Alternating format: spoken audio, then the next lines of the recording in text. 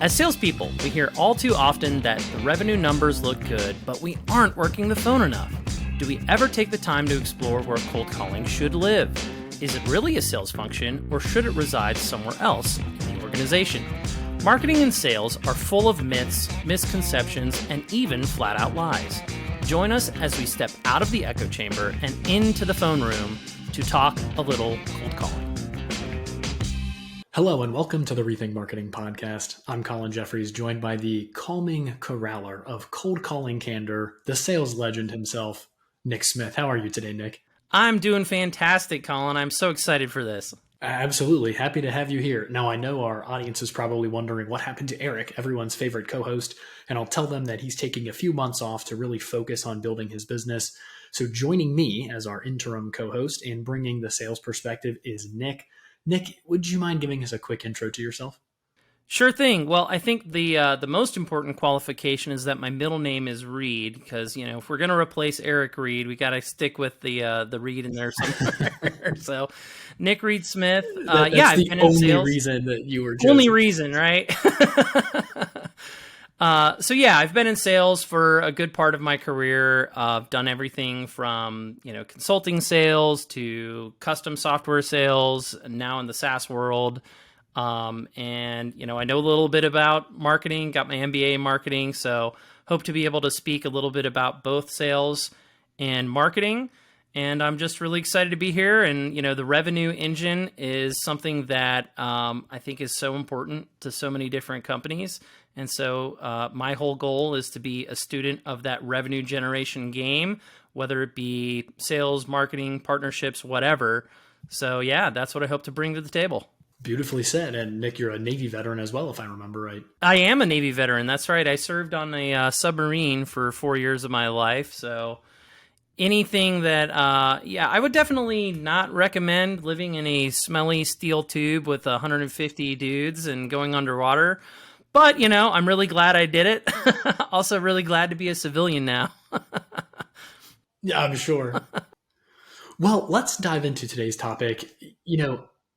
Cold calling often doesn't directly lead to revenue. So why should it live within sales at most organizations? I would argue it really shouldn't. I think that's such a great question, Colin, and I can see it from both sides, because part of it, I like to think of it in different buckets, right? You have everything that happens before the conversation. So when you're going out and reaching out to the masses, that to me is marketing.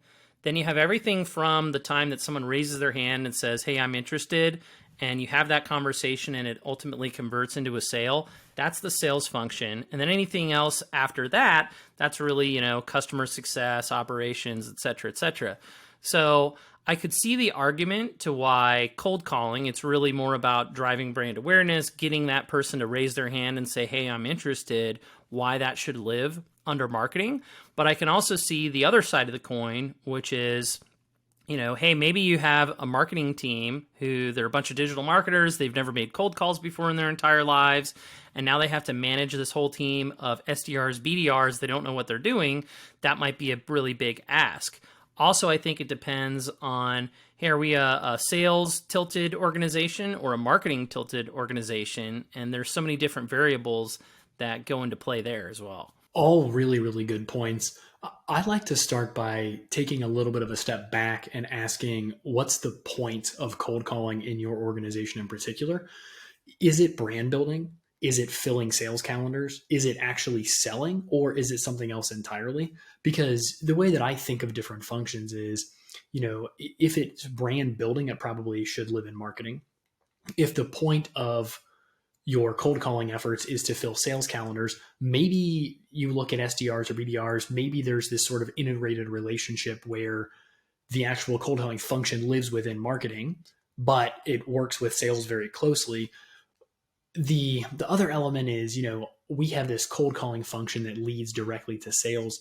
I don't know if that's really possible in today's environment, but if it is, then we need to make sure that we're segmenting the priority between selling and between filling calendars or delivering conversations with salespeople. Because generally speaking, our sales teams are the most effective when they're interfacing with interested prospects with really low funnel, so to speak, conversations versus those really high level, introducing the brand, introducing the salesperson to the potential buyer or the prospect.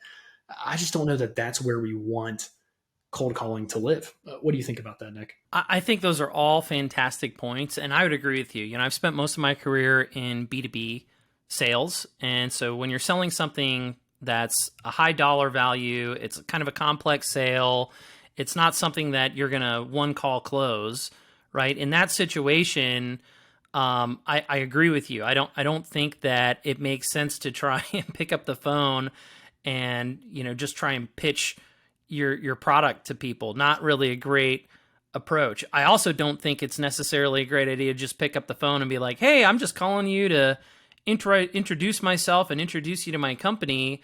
Okay, that might be nice, but you're interrupting my day. Why are you, what you have to have a really strong reason for the call.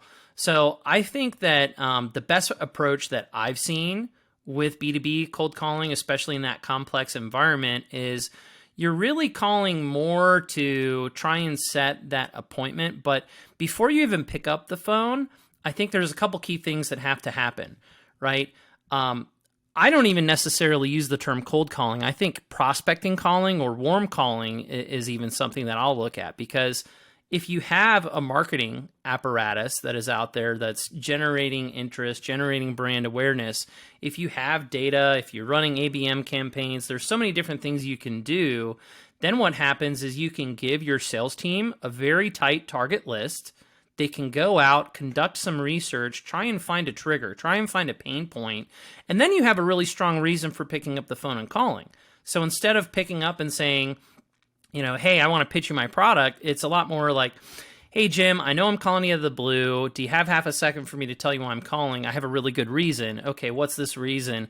Well, I saw on your website XYZ. I also noticed in this directory here that you have this, situation.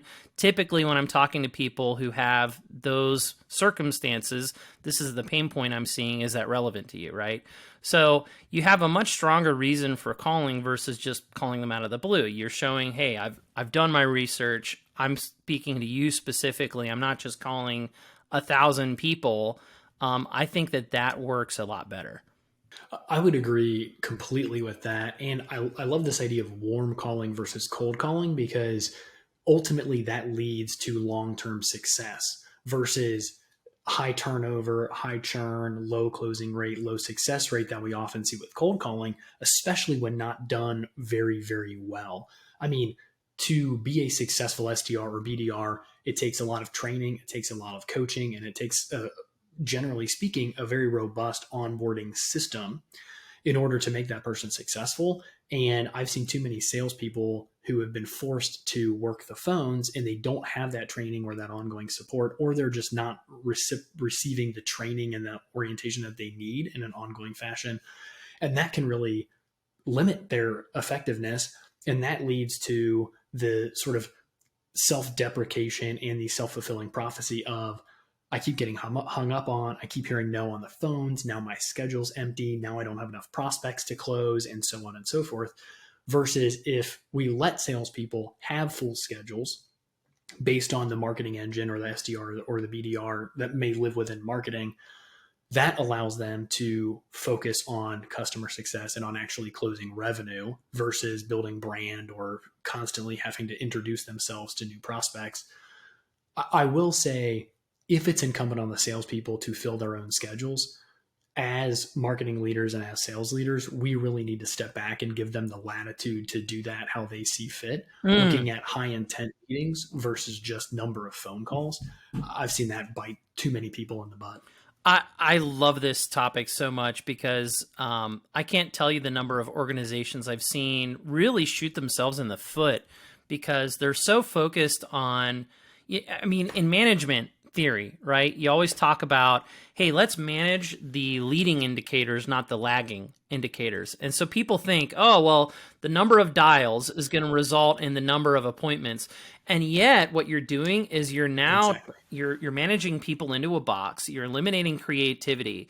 In fact, Jack Welch talked about this. He was a big fan of Six Sigma, which is all about reducing variability. He said the one thing you cannot Six Sigma is sales, because all the value is in the variability of sales. When you cut out that creativity, when you make everybody act like a robot, you're eliminating the value that the salesperson can actually bring to the table. So managing people to number of dials, managing people to, send out cookie cutter hundreds of emails, I just don't think it works in the complex B2B sale these days. And so I have seen so many people where it's like, hey, we've got this guy who's this rock star social seller. He's out there generating interest on LinkedIn, and he's networking, and he's got his own personal brand, right? And yet companies are afraid of that. There is a downside, because how do I duplicate this, right? And so you have all these sales leaders who came up in the old days where it was pounding the phones, hitting the phone book, if you will, and that's what they know, and that's what they're trying to teach.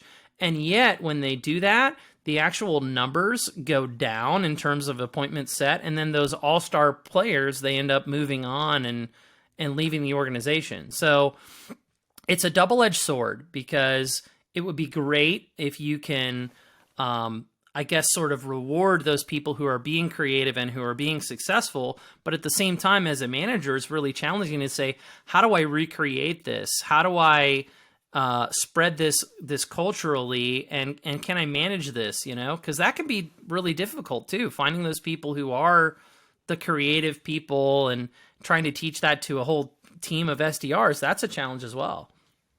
Exactly. And like you mentioned, the recruiting, the turnover, it's all challenging. The thing that I'll kind of add to that is, how often do we hear that marketing or sales is a math equation, right? If you put more in the front, you get more out of the back. And that's true to an extent. But the thing that we forget is there are a lot of variables in that equation. Yes, you can change how much you put in on the front. You can also change things like click-through rate, things like conversion rate, things like call rate, things like answer rate, right? Email open rate, email response rate. There are so many different variables within that massive equation that when we look at it and we think, hey, if my sales team can focus 100% on closing revenue and 0% on filling their calendars, chances are they can close a lot more. Let's change how we look at the equation versus just saying more in, more out.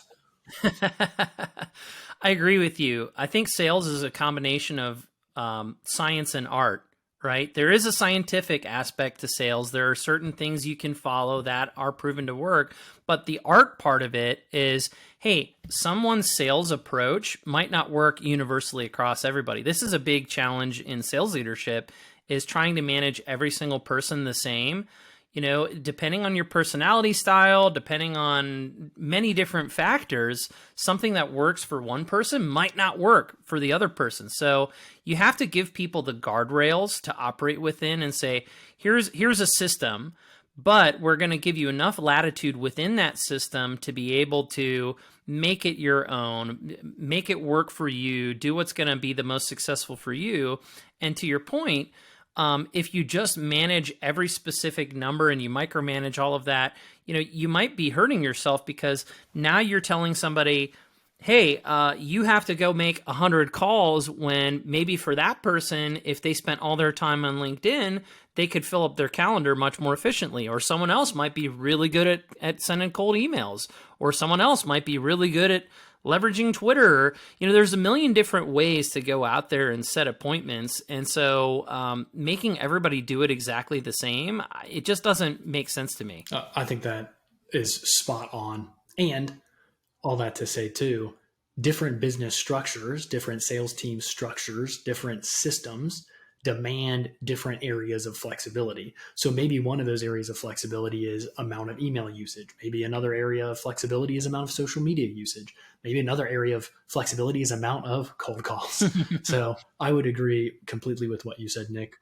Yeah, absolutely. And kind of going back a sec, I mean, you just got me burning up on this issue, because I remember when I first got into sales, my sales training was effectively, okay, here's a phone book and here is a phone. Make this thing ring and hope you get appointments. And I was like, I don't really know what I'm doing here. And so the amount of no's I heard, it was really hard. And it's tough because a lot of these organizations, they don't know how to train you. And so it kind of becomes incumbent on the salesperson or the SDR, that the person making those calls, to go out and find what's going to work. And then the challenge becomes, how do you filter out the noise from what's actually effective?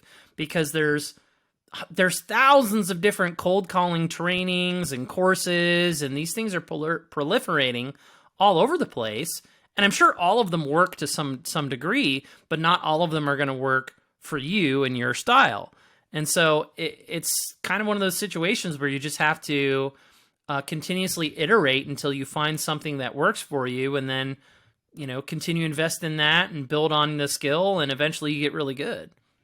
No, I agree. And you're echoing a lot of my sentiments as well. So here's the question: where does cold calling live? Yeah. Again, I think it depends. I kind of like the idea of it living under marketing, because, I think in a situation where you have that complex sale, you really want your top salespeople, the folks, to really spend most of their time actually taking people through stages. Now, if they have a big named account, right? Maybe you have marketing that's running air cover for them before they eventually reach out and do the cold call. But if you have like this big team of SDRs or BDRs that are calling on thousands of people, I think in that situation, you might be better off with it being run under marketing and then passing it off to a team of salespeople. Then again, as we were just talking about, you have to make sure that the person managing them has that experience making the cold calls, actually knows how to set appointment, and that they're keeping up with the times. What are the best practices? What's actually working these days? I think that's all very well put. It goes back to the John Maxwell phrase, I would say, of begin with the end in mind, and just thinking through, what am I trying to accomplish with this particular group, whether that's your SDR group or your sales group or your marketing group, and recognizing that determines where your different functions live, be it cold calling or simply setting appointments, maybe sans cold calling or demand gen or lead gen or whatever that looks like. So agreed. I think this was a really robust conversation today. Nick, really excited to have you co-hosting for the next couple of months. Looking forward to next week's episode. And until then, keep rethinking those common assumptions.